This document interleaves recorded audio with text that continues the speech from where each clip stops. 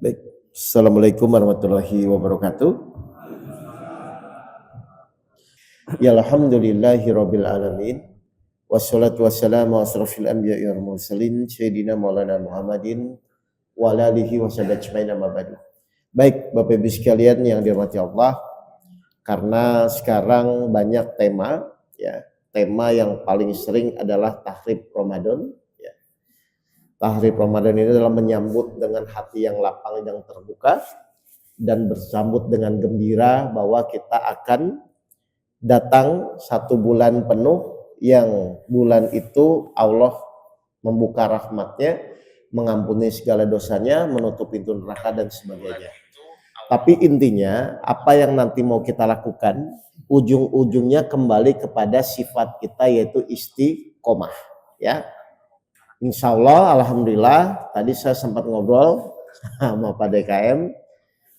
Kalau ditanya sebenarnya mohon maaf ya, Bapak Ibu tuh kalau yang hadir di sini senang terawih 11 atau 23 Bapak Ibu? Ada yang 11, ada yang 23, yang penting terawih, betul? Baik.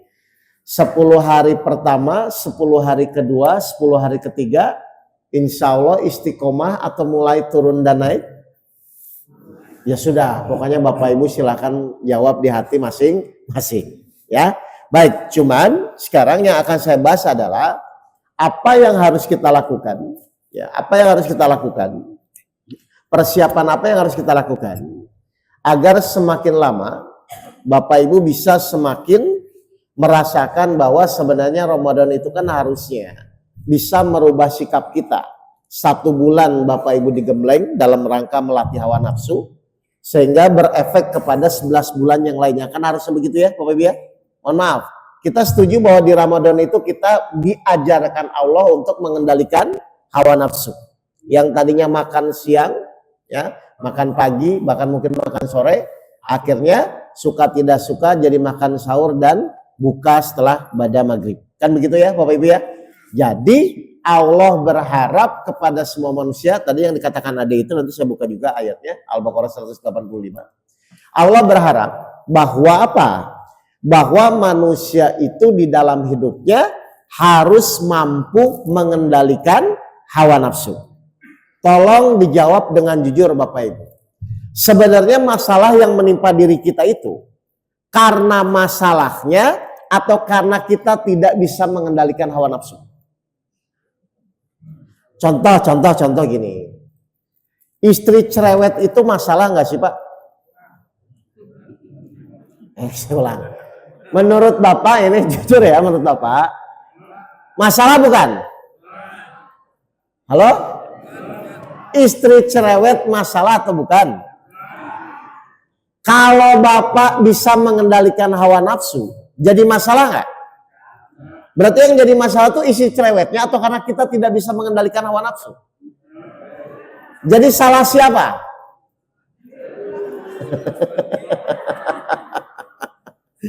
Paham ya Bapak Ibu ya? Jadi intinya kalau saya perhatikan, sebenarnya tidak akan apapun yang menimpa kita menjadikan masalah kalau memang kita bisa mengendalikan hawa nafsu kita. Bahkan mohon maaf, Allah itu sampai berjanji, jika seorang hamba, seorang manusia bisa mengendalikan hawa nafsunya, maka Allah siapkan apa? Surga yang Allah sudah siapkan untuk orang-orang yang bisa mengendalikan hawa nafsu. Apa dasarnya?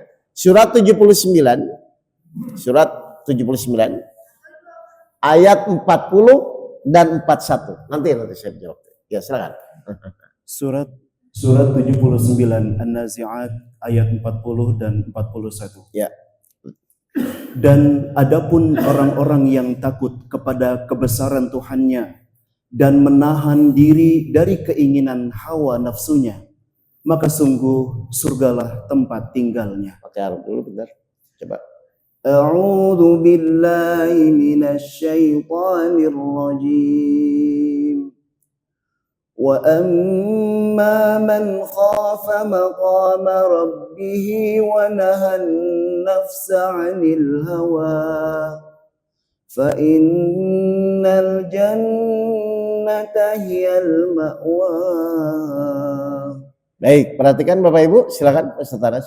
Dan adapun orang-orang yang takut kepada kebesaran Tuhannya dan menahan diri dari keinginan hawa nafsunya. Jadi memang perintah mengendalikan atau menahan hawa nafsu itu adalah perintah Allah Bapak Ibu. Mohon maaf, setiap perintah Allah kira-kira harusnya ada manfaatnya nggak untuk diri kita? Pasti ada.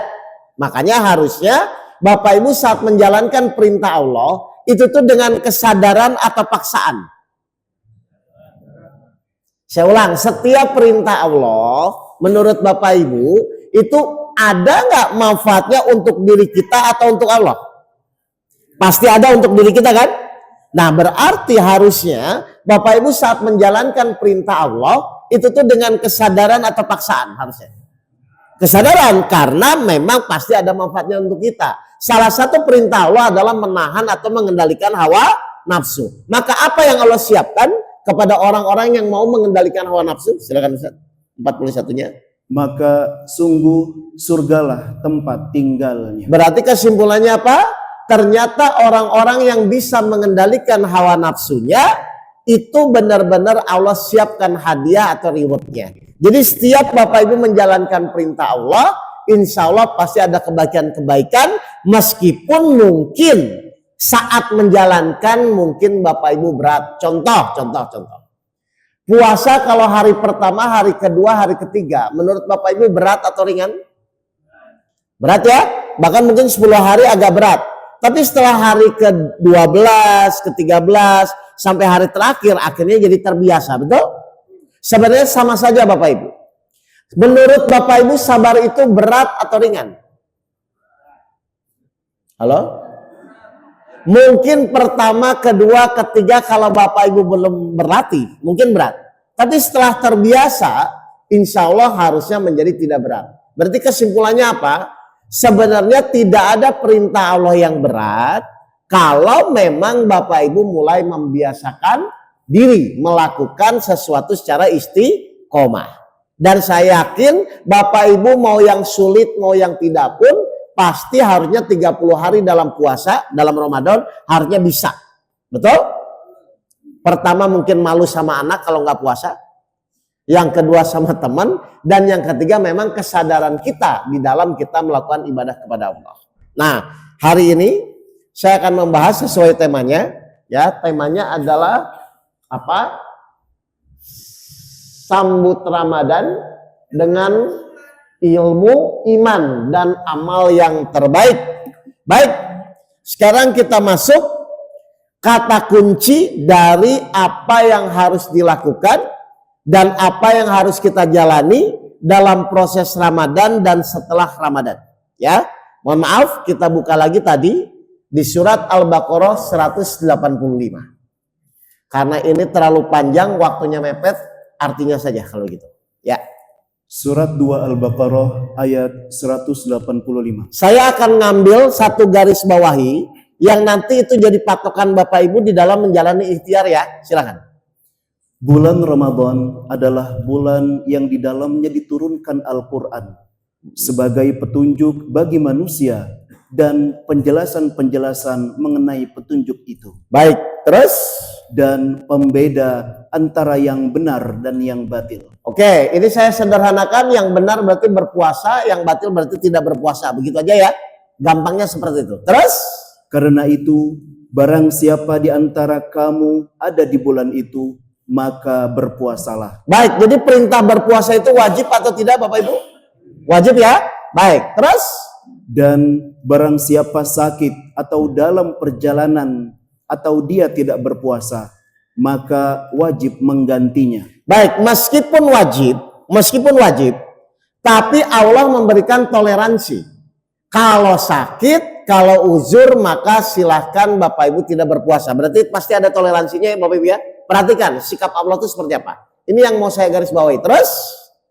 Sebanyak hari yang ditinggalkannya itu, pada hari-hari itu yang lain. Terus? Allah menghendaki kemudahan bagimu dan tidak menghendaki kesukaran bagimu. Baik, tolong Bapak Ibu garis bawahi ya. Allah menghendaki kemudahan bagimu tidak menghendaki kesulitan bagimu. Berarti pertanyaan saya, Allah tuh senang memudahkan atau mempersulit? Memudahkan ya? Sekarang saya tanya, berarti sebenarnya untuk menyelesaikan masalah hidup itu mudah atau sulit? Kok jadi beda? Saya ulang. Di ayat ini kita garis bawahi, Allah menghendaki kemudahan bagimu, tidak menghendaki kesulitan bagimu. Berarti sebenarnya Allah tuh senang kemudahan atau kesulitan? Bapak ibu pun dalam hidup senangnya kemudahan atau kesulitan? Kemudahan. Sekarang saya tanya, memaafkan orang lain itu mudah atau sulit, Ibu? Ibu dulu saya mau tanya. Bu, memaafkan orang lain itu mudah atau sulit? Hah? Suami selingkuh dimaafkan?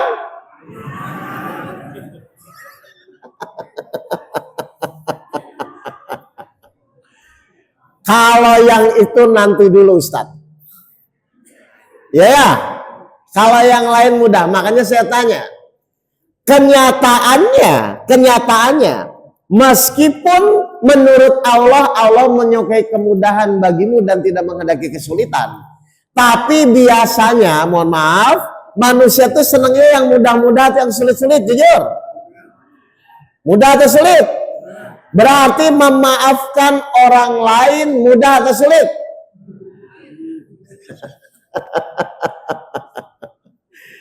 Nah, ini kan kelihatan kontradiktif ya, berbeda antara apa yang Allah inginkan dengan yang kita inginkan. Allah menyukai kemudahan, tapi belum tentu manusia itu menyukai kemudahan. Kenapa? Karena ternyata manusia itu selain diberikan iman, dia pun diberikan yang namanya hawa nafsu. Makanya akhirnya sesuatu yang mudah ketika manusia dikuasai hawa nafsu, akhirnya jadi sulit, Pak. Gini aja lah, nggak usah jauh-jauh. Suami istri salah paham berantem. Kira-kira setelah berantem itu langsung memaafkan atau nunggu 3 hari? Atau nunggu sampai lebaran? Mengerti nggak nih Bapak Ibu? Artinya apa? Ternyata meskipun hal itu mudah, tapi belum tentu semua orang bisa melakukan. Padahal dalam rangka menyambutnya Ramadan, kalau kita ingin ibadah dengan baik, kualitas kita ingin meningkat, yang pertama apa? Membersihkan hati. Salah satu cara membersihkan hati adalah saling memaafkan. Berarti saling memaafkan itu mudah atau sulit? Mudah kalau niatnya karena Allah. Sulit kalau niatnya hanya karena ego pribadi. Dan suka tidak suka ternyata kan begitu Bapak Ibu. Sekarang saya kupas, ada amalan yang paling mudah, yaitu memaafkan, tapi kedudukannya mulia di sisi Allah. Menurut siapa? Menurut Allah sendiri dalam Al-Quran, surat 42 ayat 43. Bahwa kalau Bapak Ibu bisa memaafkan kesalahan orang meskipun sudah lama atau saat ini pun, maka Allah memberikan kedudukan yang mulia terhadap orang-orang tersebut. Jadi salah satu yang Allah nilai mulia adalah orang yang mudah memaafkan kesalahan orang lain. Silakan. Surat 42 Asy-Syura ayat 43. Baik, amalan yang sebenarnya kelihatan mudah dan Allah siapkan kemuliaan, tapi kadang-kadang kita sulit untuk menjalani. Silakan. Tetapi barang siapa bersabar dan memaafkan, sungguh yang demikian itu termasuk perbuatan yang mulia. Nah, jadi ternyata Bapak Ibu mohon maaf, memaafkan kesalahan orang, ya, atau kita saling memaafkan, itu Allah menilai bahwa perbuatan itu perbuatan mulia. Berarti saya tanya ya Bapak Ibu ya, berarti kalau nanti suami salah atau istri salah, Bapak Ibu mau nggak memaafkan karena Allah? Jangan lihat suaminya Pak, jangan lihat istrinya. Kalau lihat suami dan istrinya sulit. Tapi kalau Bapak Ibu mau melakukan semua itu karena Allah, insya Allah harusnya jadi mudah. Nah, berarti sekarang yang akan kita bahas ya adalah bagaimana kita beriman meyakini bahwa amalan apapun di bulan Ramadan itu tanda kutip akan dilipat gandakan, ya, akan menjadi kualitas kehidupan kita ke depan menjadi lebih baik selama yang Bapak Ibu lakukan diniatkan karena Allah. Setuju Bapak Ibu nih? Saya tanya, cirinya orang yang melakukan semua karena Allah berat atau ringan? Cirinya orang yang melakukan semua diniatkan karena Allah, menurut Bapak Ibu berat atau ringan? Kalau karena Allah, karena Allah. Tapi kalau karena orang, berat atau ringan? Nah sekarang gini, mohon maaf. Istri salah. Istri buat kesalahan sama Bapak. Kira-kira kalau istri salah, terus istri minta maaf, wajar nggak? Istri salah, terus dia minta maaf sama Bapak, wajar atau tidak? Oke, sekarang istri salah, Bapak yang minta maaf, wajar atau luar biasa? Pernah begitu Pak?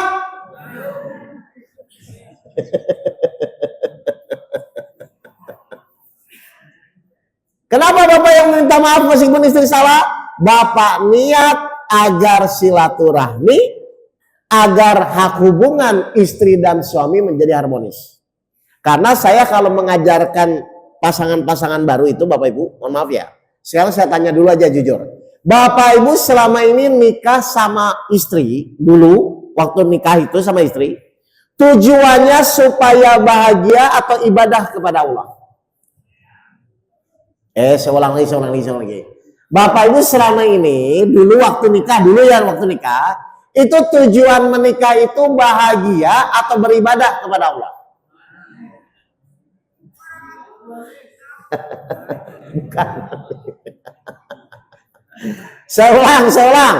Bapak Ibu dulu waktu nikah sama suami sama istri itu tujuannya bahagia atau ibadah kepada Allah. Karena ini beda. Oke, saya jelaskan ya. Kalau Bapak Ibu tujuannya bahagia, ketika pasangan kita tidak sesuai dengan yang kita inginkan, jadi bahagia atau kecewa? Kecewa, karena memang tujuannya bahagia. Tapi kalau Bapak Ibu niatnya ibadah, berarti ketika pasangan kita tidak sesuai dengan apa yang kita inginkan, menjadi masalah atau sarana ibadah. Jadi ternyata berbeda Bapak Ibu. Niat awal dalam menikah itu sangat penting. Dan kebanyakan pasangan, bahkan mungkin pasangan muda atau anak-anak Bapak Ibu ya, yang sudah nikah, itu kebanyakan itu menikah itu tujuannya bahagia. Salah ya Bapak Ibu ya. Harusnya tujuannya itu ibadah. Bonus dari niat beribadah, bonus setelah menjalani ibadah, hasilnya bahagia. Kenapa bahagia? Karena apapun yang ada di hadapan mata kita, kekurangan pasangan kita, itu intinya menjadi sarana ibadah, bukan permasalahan yang menjadi selama ini menjadi beban untuk kita. Jadi dari awal ternyata niat itu begitu penting. Sebagai apa? Sebagai jalur atau petunjuk nanti ke depannya. Jelas Bapak Ibu ini ya? Nah sekarang sama. Bapak Ibu saling memaafkan, tujuannya ibadah atau Bapak Ibu kalah atau menang? Karena kebanyakan gitu, nggak bisa dong Ustadz. Kan saya yang benar, dia yang salah. Masa saya yang minta maaf? Sering nggak begitu Bapak Ibu? Nah itu yang membuat akhirnya hubungan antara suami istri menjadi terhambat. Nah jadi kalau misalnya Bapak Ibu perhatikan, kebanyakan orang sebenarnya merasa berat itu bukan karena perintahnya. Tapi karena apa Pak? Bu? Hawa nafsunya. Makanya Allah menurunkan bulan Ramadan itu untuk apa tujuannya? Mengendalikan hawa nafsu. Pertanyaan saya, berarti apa yang harus kita lakukan? Langkah-langkah apa yang harus kita lakukan supaya kita bisa mengendalikan hawa nafsu? Yang pertama, satu,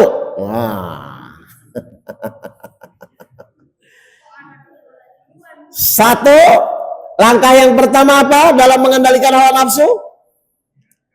Al-Baqarah 225. Silakan Ustaz Anas. Surat 2 Al-Baqarah ayat 225. Ya. Allah tidak menghukum kamu karena sumpahmu yang tidak kamu sengaja, tetapi Dia menghukum kamu karena niat yang terkandung dalam hatimu. Baik, jadi kalau Bapak Ibu ingin berusaha mengendalikan hawa nafsu, berarti yang pertama memperbaiki apa Bapak Ibu?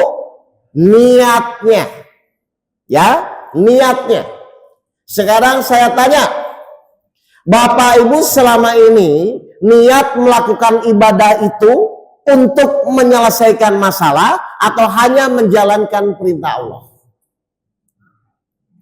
Sholat duha, niatnya supaya rezeki dibuka, rezeki lancar, atau hanya menjalankan perintah Allah? Kok bingung? Bapak Ibu mohon maaf, saya ulang dulu. Segala sesuatu untuk mengendalikan hawa nafsu adalah semua dari niatnya. Betul? Pertanyaan saya, Bapak Ibu selama ini mohon maaf, ketika menjalankan sholat duha, itu niatnya supaya rezeki lancar atau hanya menjalankan perintah Allah?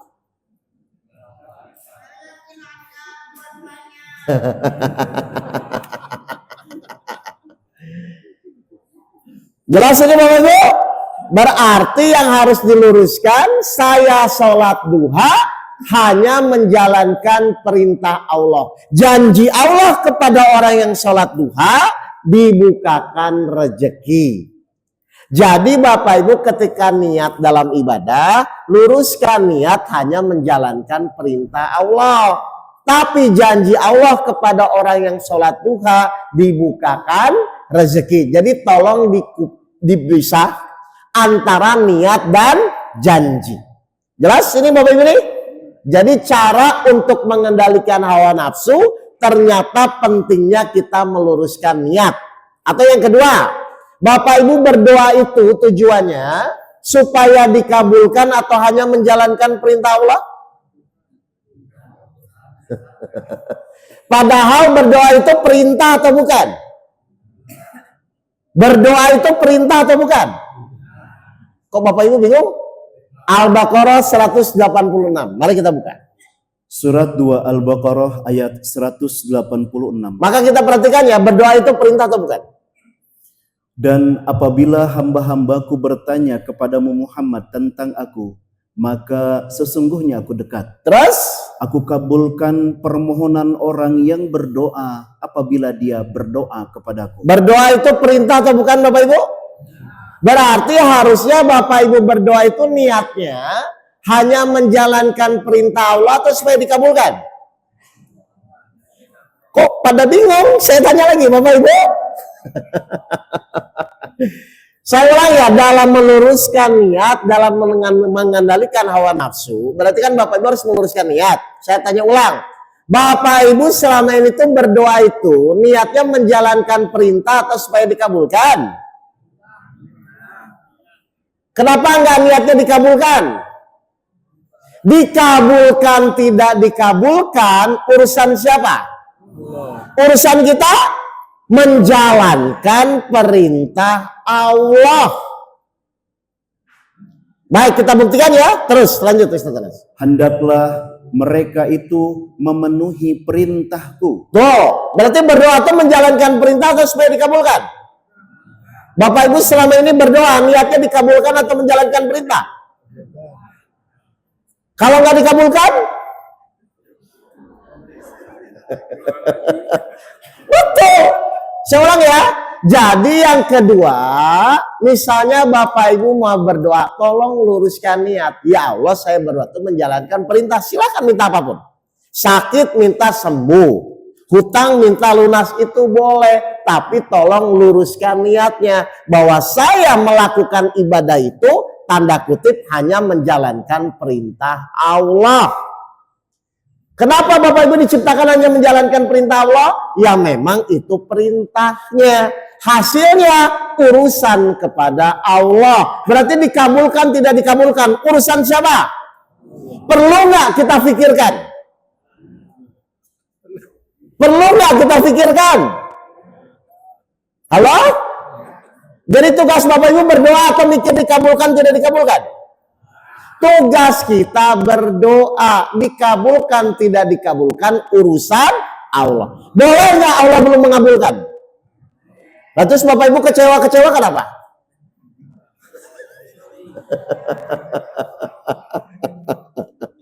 Baik ya, jadi yang kedua contohnya adalah berdoa. Jadi untuk mengendalikan hawa nafsu, yang pertama adalah meluruskan niat. Lalu yang kedua, bagaimana agar kita bisa mengendalikan hawa nafsu? Ternyata kalau Bapak Ibu yakin kepada Allah, ya, yakin kepada Allah, insya Allah Bapak Ibu akan bisa lebih kuat untuk bisa mengendalikan. Contoh. Di dalam hidup ini, Bapak Ibu tuh yakin nggak bahwa setiap permasalahan itu pasti akan ada jalan keluarnya? Yuk. Kok ragu-ragu ini Bapak Ibu? Di dalam hidup ini, Bapak Ibu tuh yakin nggak bahwa setiap permasalahan pasti ada jalan keluarnya? Yakin? Baik. Betul? Apa yang Bapak Ibu yakini dari Allah? Kalau memang setiap kesulitan itu akan ada kemudahan? 10 ayat 55. Silakan. Surat 10 ayat 55. Baik, kita lihat. Ketahuilah, sesungguhnya milik Allah lah apa yang ada di langit dan di bumi. Terus? Bukankah janji Allah itu benar? Bukankah janji Allah itu benar? Allah ini bertanya kepada siapa Bapak Ibu? Bukankah janji Allah itu benar? Berarti Allah bertanya kepada siapa? Kepada kita. Kita percaya nggak Allah kalau sudah berjanji pasti benar? Ibu percaya janji Allah? Janji suami? Wah, bahaya.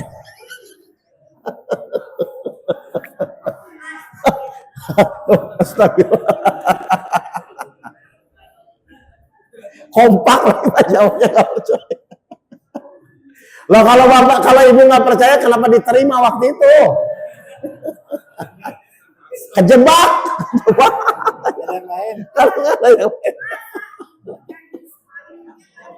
Iya ya. Nah, tuh.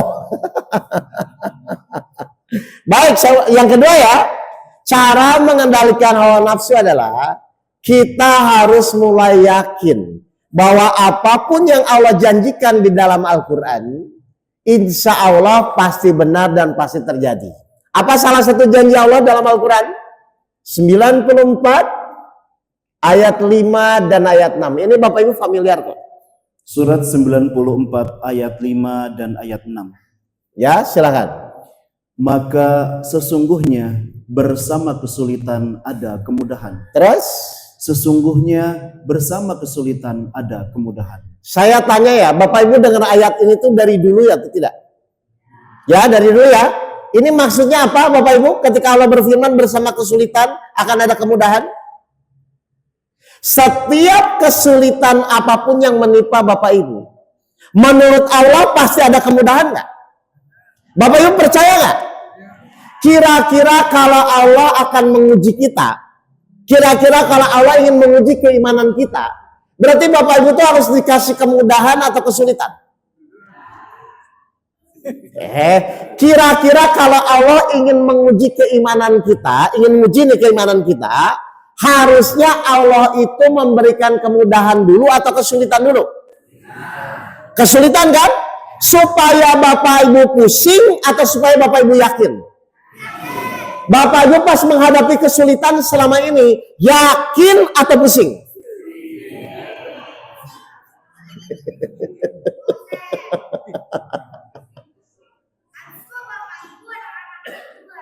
Oh iya ya, saya tambah ya teman-teman. Paham gak nih Bapak Ibu nih? Artinya, Bapak Ibu anak-anak, paham gak ini? Artinya apa? Ternyata kalau Bapak Ibu dari awal percaya kepada apapun yang Allah janjikan. Sehingga ketika mendapatkan suatu kejadian, hawa nafsunya tidak akan jadi dominan. Kalau secara akal, secara hawa nafsu, aduh bingung ini bagaimana caranya. Tapi karena Bapak Ibu yakin kepada janji Allah, maka sesulit apapun, harusnya Bapak Ibu tetap yakin atau putus asa. Harusnya tetap yakin. Jadi salah satu janji Allah yang harus Bapak Ibu pegang anak-anak, yaitu apa? Bersama kesulitan ada kemudahan. Apalagi janji Allah yang harus Bapak Ibu pegang dalam menjalani kehidupan?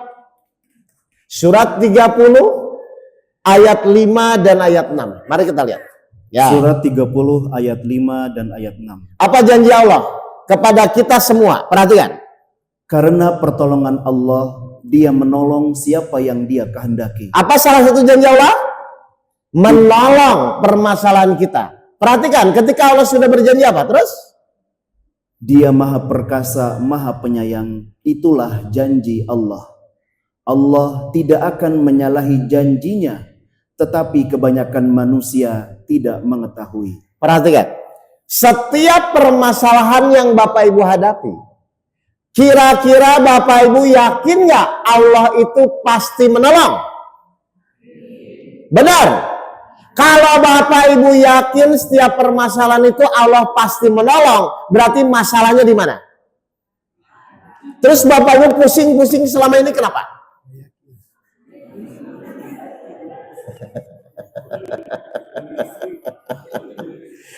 Coba Ustaz Anas ulang lagi. Ini karena pertolongan Allah, Dia menolong siapa yang Dia kehendaki. Karena pertolongan Allah, Dia menolong siapa yang Dia kehendaki. Yang yakin atau yang pusing? Bapak Ibu ketika punya masalah tuh yakin atau pusing? Atau yakin pusing?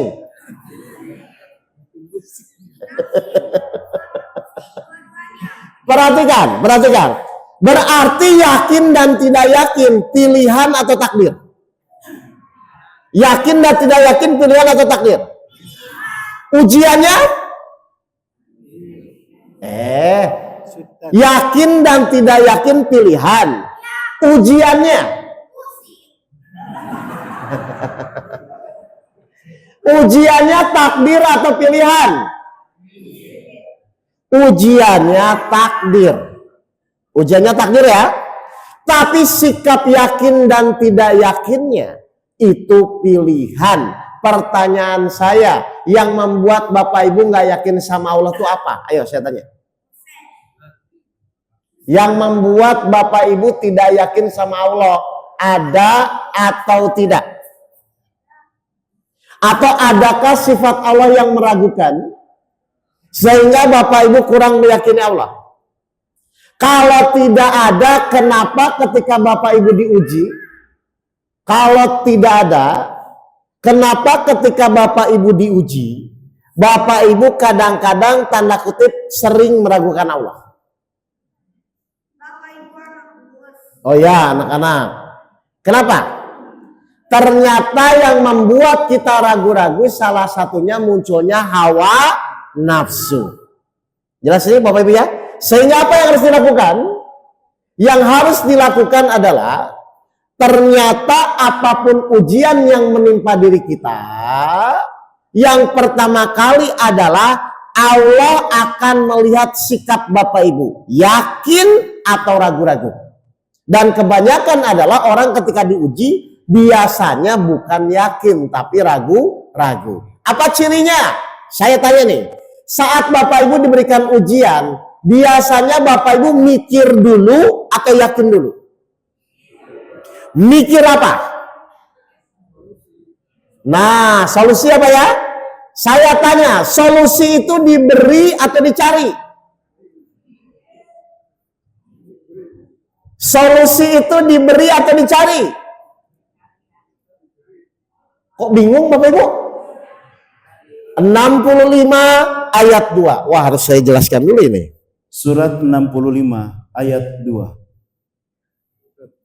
Ini Bapak Ibu sering kok ayatnya dengar. 65 ayat 2. Perhatikan, solusi itu dicari atau diberi? Bawahnya aja Ustaz. Barang siapa bertakwa kepada Allah, niscaya dia akan membukakan jalan keluar baginya. Barang siapa bertakwa kepada Allah, niscaya dia akan membukakan jalan keluar. Berarti solusi itu dicari atau diberi? Setelah apa? Setelah kita bertakwa, setelah kita yakin kepada janji Allah. Berarti tugas kita adalah ikhtiar dengan keyakinan kepada Allah, maka hadiahnya Allah bukakan jalan keluar atau solusi. Berarti mohon maaf, berarti ketika Bapak Ibu nanti diuji oleh Allah, maka langkah yang pertama adalah keyakinan Bapak Ibu kepada janji Allah. Dan Allah berjanji akan menolong orang-orang yang bertakwa atau yang yakin kepada janjinya. Ya? Ya, Bapak Ibu anak. Baik, perhatikan nih Bapak Ibu. Berarti sekarang yang akan kita fokuskan adalah dua hal, yaitu meluruskan niat dalam melakukan ibadah. Yang kedua adalah meningkatkan keyakinan kepada apapun yang Allah janjikan. Dan apa yang Allah janjikan, salah satunya adalah pertolongan Allah. Kemarin kalau tidak salah saya sudah bahas sebagian, yaitu bagaimana agar saat Bapak Ibu berikhtiar Allah menurunkan pertolongannya. Mohon maaf, Allah menolong itu melihat kemampuan kita atau melihat sikap kita di dalam menjalani ujian. Awas, orang sering gagal di sini. Saya ulang, Allah menolong masalah kita itu berdasarkan kemampuan kita atau berdasarkan sikap kita di dalam menjalani ujian. Makanya sikap Bapak Ibu harus benar. Silakan Ustaz Anas dibuka surat Al-Baqarah ayat 153. Silakan. Surat 2 Al-Baqarah ayat 153. Jadi kebanyakan orang gagalnya itu bukan di masalahnya. Kalau masalah kan takdir Bapak Ibu. Mau terima tidak terima, Bapak Ibu harus menjalani. Tapi sikap di dalam menjalani, silakan Bapak Ibu pilih. Ya, silakan. Wahai orang-orang yang beriman, mohonlah pertolongan kepada Allah dengan sabar dan sholat. Berarti sikap apa yang harus kita lakukan agar Allah mau menurunkan pertolongannya? Ternyata yang pertama apa Bapak Ibu? Sabar, silahkan baca lagi. Wahai orang-orang yang beriman. Yang pertama apa Bapak Ibu? Apa yang Bapak Ibu yakini dari Allah? Janji menolong terhadap apapun masalah yang menimpa kita. Jadi seorang, wahai orang-orang yang beriman. Jadi Allah itu menolong semua orang atau tidak semua orang? Baca lagi. Wahai orang-orang yang beriman. Semua orang atau untuk orang-orang yang beriman. Nah, yang yakin kepada janjinya. Setelah Bapak Ibu yakin bahwa Allah pasti menolong, maka langkah yang kedua harus apa? Coba baca lagi. Wahai orang-orang yang beriman. Saya yakin, saya pasti ditolong Allah, saya yakin. Setelah yakin, apa kata ayatnya? Mohonlah pertolongan kepada Allah. Setelah yakin apa? Berdoa, ya Allah tolong masalah sakit saya. Ya Allah tolong masalah hutang saya. Jadi setelah Bapak Ibu yakin, baru Bapak Ibu berdoa kepada Allah. Minta tolong. Jelas? Pertanyaan saya. Ketika Bapak Ibu minta tolong kepada Allah, langsung ditolong atau ada prosesnya? Ada prosesnya ya? Nah, mohon maaf, saat proses itu Bapak Ibu disuruh apa? Nah, itu tahu. Sekarang saya tanya, Bapak Ibu ketika punya masalah, ingin sabar atau ingin cepat selesai?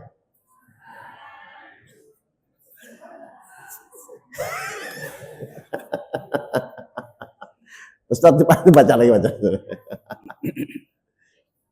Wahai orang-orang yang beriman.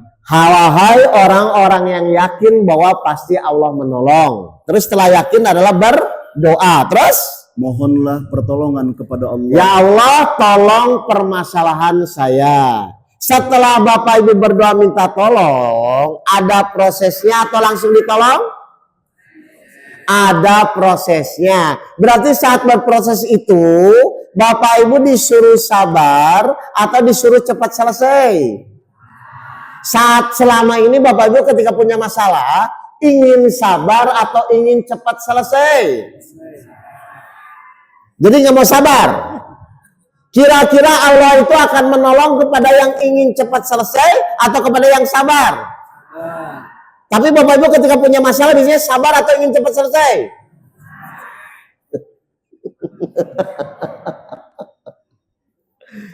Akhirnya apa?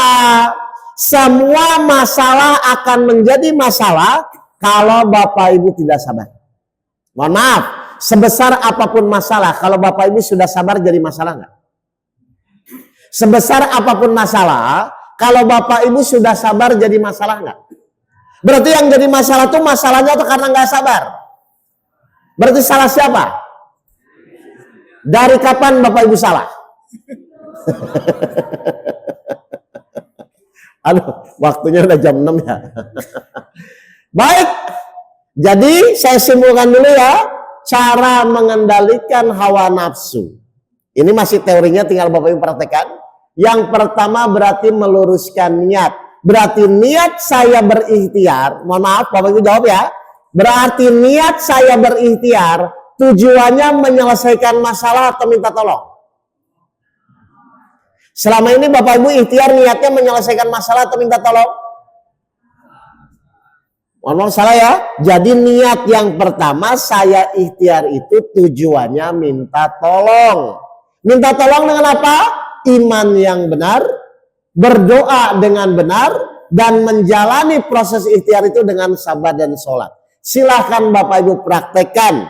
Detailnya ada di YouTube saya. Karena ini waktunya terbatas ya. Silahkan Bapak Ibu perbaiki imannya, perbaiki cara doanya dengan niat hanya menjalankan perintah Allah. Lalu jalani dengan kesabaran ketika Bapak Ibu diuji. Dan jalankan sholat dengan benar. Insya Allah pasti sebesar apapun masalah yang kita hadapi, insya Allah pasti selesai dengan pertolongan Allah. Mohon maaf, jadi masalah selesai itu karena kemampuan ikhtiar kita atau karena pertolongan Allah? La haula wala quwata illa billah. Akhirnya semakin lama kita diberikan ujian, semakin bergantung kepada Allah, semakin dekat kepada Allah. Karena apa? Karena Bapak Ibu mengikuti ikhtiar itu sesuai dengan petunjuk. Jelas ini Bapak Ibu sekalian? Karena ini mau bulan puasa, mau nggak saya ajarkan cara sholat? Insya Allah sholat ini benar-benar Bapak Ibu bisa praktekkan dan tidak jalan-jalan. Tapi saya mau tanya dulu, Bapak Ibu selama ini ketika sholat, pikirannya fokus atau jalan-jalan? Dari kapan Bapak Ibu? Dari dulu? Oke, mau ya? Nggak nyampe 10 menit saya ajarkan. Baik, kenapa sholat itu khusyuk itu penting? Ya, Surat Al-Baqarah ayat 45. Silakan Ustaz Anas. Surat 2 Al-Baqarah ayat 45. Maksudnya biar ada yang dibawa pas praktek itu loh Bapak Ibu. Dan mohonlah pertolongan kepada Allah dengan sabar dan sholat. Baik, tadi kita sudah setuju ya dengan ayat ini ya. Tapi sholat seperti apa? Terus?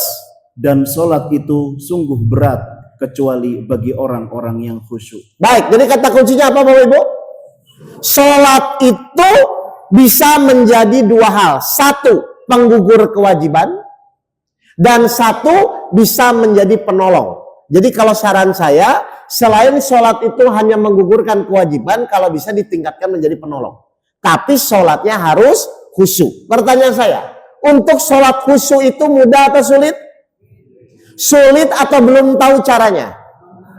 Nah, jadi sekarang saya langsung saja ajarkan kalau tidak pertanyaan, bagaimana nanti Bapak Ibu praktek sholat, minimal pikirannya tidak jalan-jalan. Berkenan ya? Nanti kalau misalnya pas saya sudah ajarkan, Bapak Ibu masih pikiran jalan-jalan, angkat tangan saja. Ustadz, saya masih jalan-jalan. Insya Allah keluar dari pintu ini, sholatnya tidak jalan-jalan. Berkenan ya? Baik, sekarang kita akan mulai.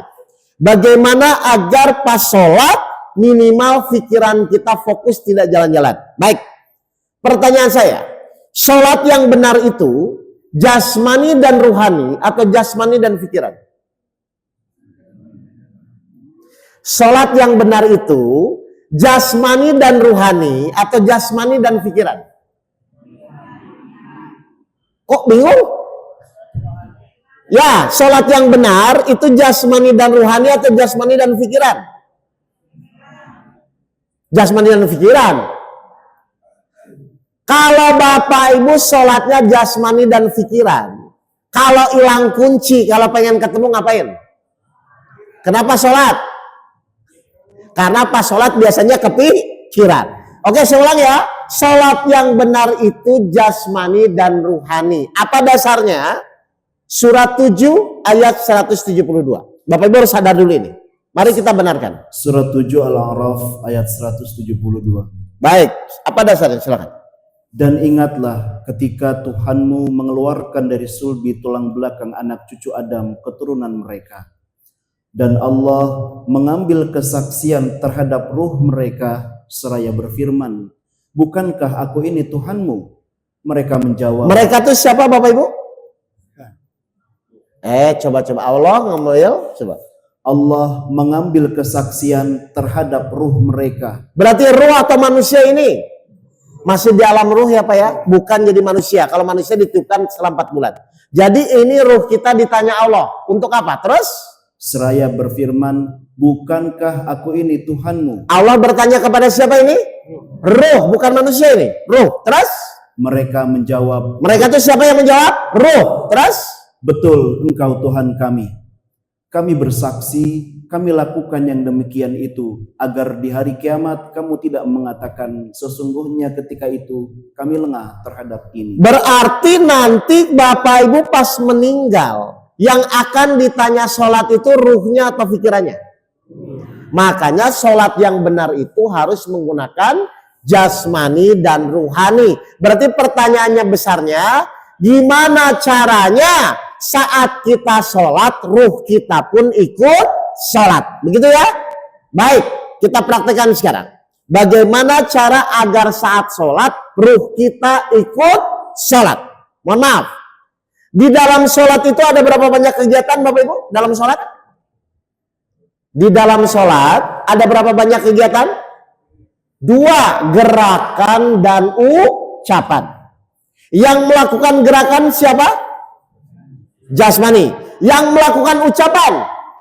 Ruhani. Nah sekarang bagaimana ruhani mengucapkan bacaan sholat? 17 ayat 110. Silakan. Surat 17 ayat 110. Baru nanti kita praktekkan ya Bapak Ibu ya. Langsung. Katakanlah Muhammad, serulah Allah atau serulah Ar-Rahman dengan nama yang mana saja kamu dapat menyeru. Oke, perhatikan bagaimana sikap ruhani saat mengucapkan. Dan janganlah engkau mengeraskan suaramu dalam sholat, dan janganlah pula merendahkannya, dan usahakan jalan tengah di antara kedua itu. Baik, jadi si ruh ini akan mengucapkan, tapi tidak boleh terlalu keras, tidak boleh terlalu pelan, cukup terdengar di telinga masing-masing. Jelas ini Bapak Ibu ini? Berarti kesimpulannya, sholat itu boleh dalam hati atau harus bersuara? Harus bersuara. Oke, saya praktikkan dulu ya, nanti Bapak Ibu perhatikan. Jadi ruh saya akan mengucapkan bacaan sholat, tapi harus bersuara. Kalau si ruh ingin bersuara, dia nyuruh siapa? Ya, siapa? Jasmaninya siapa? Mulut. Ruh nyuruh mulut. Taunya mulut sudah bersuara. Dari mana? Terdengar di telinga. Perhatikan Bapak Ibu, ruh saya akan mengucapkan bacaan lewat mulut, dan ternyata tugas telinga adalah fokus mendengarkan bacaan. Dari mana? Dari ruh. Ruh menyampaikan lewat mulut, didengarkan di telinga. Jadi tugas telinga, perhatikan saya ulang, mendengarkan bacaan dari ruh. Perhatikan ya, mendengarkan bacaan dari ruh ya. Tergesa-gesa atau tumanina. 17 ayat 106. Perhatikan. Surat 17 ayat 106. Ya, nanti kita praktekkan. Dan Al-Quran kami turunkan berangsur-angsur agar engkau Muhammad membacakannya kepada manusia perlahan-lahan. Oke, perhatikan Bapak Ibu ya, kita akan praktek. Ruh saya akan mengucapkan bacaan. 1 ayat dulu aja. Bismillahirrahmanirrahim. Ya, tumanina ya. Ruh mengucapkan lewat mulut, dan telinga saya, perhatikan telinga saya akan fokus mendengarkan kalimah per kalimah. Nggak usah dulu mikirin artinya ya Bapak Ibu ya, nggak usah ya. Bapak Ibu fokus mendengarkan bacaan sendiri. Bacaan sendiri. Oke, mata saya melihat tempat sujud. Ya, mata saya melihat tempat sujud. Saya akan baca, ruh saya menyampaikan lewat mulut. Dan telinga saya hanya fokus mendengarkan bacaan sendiri. Perhatikan. Saya perhatikan dulu. Baca Al-Fatihah ya. Ruh menyampaikan lewat mulut, didengarkan di telinga. Tapi perlahan. Bismillahirrahmanirrahim. Jangan dulu mikirin artinya. Pokoknya telinga Bapak Ibu mendengarkan bacaan masing-masing. Cukup terdengar di telinga masing-masing. Oke, kita praktek ya. Hitungan ketiga Bapak Ibu praktek ya. Dengarkan masing-masing bacaannya. Mulutnya masing-masing ya. Bismillahirrahmanirrahim. Dengarkan telinganya masing-masing. Siap ya? Siap. Hitungan ketiga Bapak Ibu praktekkan. Siap. 1, 2, 3. Silakan sampaikan, telinganya fokus mendengarkan bacaannya masing-masing. Silakan. Jalan-jalan atau fokus? Saya tanya, Bapak Ibu jalan-jalan atau fokus? Satu ayat dulu. Sekali lagi. Dengerin ya. Bismillahirrahmanirrahim. Gitu ya, siap. Dengarkan, telinganya masing-masing. 1, 2, 3. Silakan sampaikan satu ayat, telinga fokus mendengarkan bacaan masing-masing. Jalan-jalan atau fokus? Fokus ya? Baik, sekarang yang kedua, coba sekali lagi. Dengarkan ya telinganya ya. Alhamdulillah Hirobbil alamin. Dengarkan telinganya. Siap ya? Bacaan kedua. 1, 2, 3. Silakan.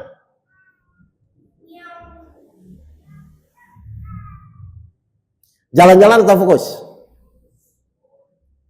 Oke, coba yang terakhir. Baca Al-Ikhlas ya Pak, 4 ayat ya. Al-Ikhlas 4 ayat. Sama seperti tadi, dengarkan telinganya masing-masing ya, baca Al-Ikhlas ya. Oke, kita mulai 4 ayat ya. Kita mulai. 1, 2, 3. Silakan sampaikan, telinga fokus mendengarkan bacaan masing-masing. Silakan. Baca Al-Ikhlas.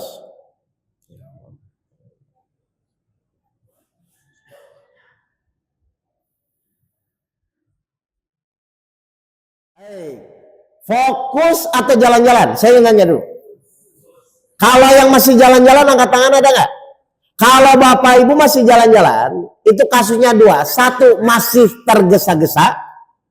Yang kedua, Bapak Ibu kurang fokus mendengarkan bacaan sendiri. Ya, baik terakhir sebelum saya tutup, baca Al-Fatihah ya sama Pak Bu.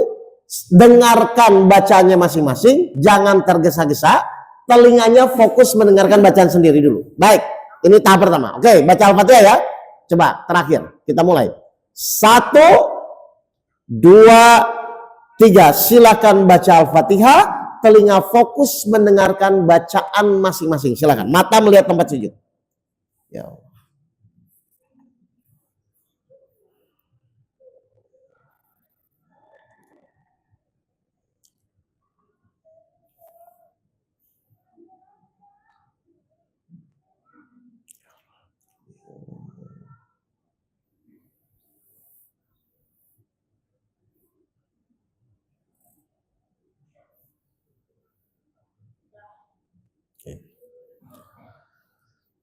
Baik, saya mau kejujuran, fokus atau jalan-jalan, Pak? Nah, ini tahap pertama ya. Jadi Bapak Ibu praktek seperti itu dulu. Untuk tahap pertama, sholat itu ternyata telinga kita fokus mendengarkan ruh kita. Itu awal aja. Nanti kalau misalnya kapan-kapan ketemu saya akan ajarkan tahap yang kedua bagaimana sholat itu merasa diawasi oleh Allah. Tapi latihan yang pertama ya, menyesuaikan dengan jiwa kita sendiri. Jelas ini Bapak Ibu semua? Baik, mungkin itu dulu Bapak Ibu semua. Mohon maaf kalau ada kata-kata saya yang kurang berkenan. Saya kembalikan ke Pak MC, silakan.